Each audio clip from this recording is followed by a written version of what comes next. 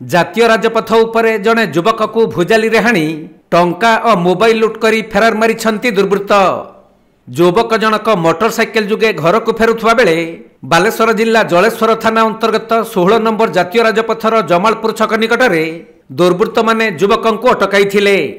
आउ टंका लुट करने को उद्यम करुवा समय युवक जनक बाधा देबारु तांकर दुई हाथ और मुंड को भुजाली रे हाणी देबा परे तांको निकटरे थिबा टंका और मोबाइल लुट करी फेरार मारी थिले।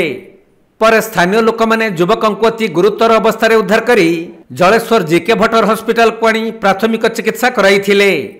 हेले युवक अवस्था अति गुरुतर थिबारु तांको पुणी बालेश्वर मुख्य चिकित्सालय को स्थानांतरित करा जायछि। दुर्वृत्तों आक्रमण में गुरुतर होइथिबा युवक जनक जलेश्वर थाना अधीन बाणीदा ग्रामर अरुण महांती बोली जनापड़ी। से एक होटेल रे काम करुवा बेले काम सारी घर को फेरुवा समय रे दुर्वृत्त माने तांको आक्रमण करी लुट करिसंती। एही घटना रे जलेश्वर पुलिस अधिक तदंत जारी रखिसंती।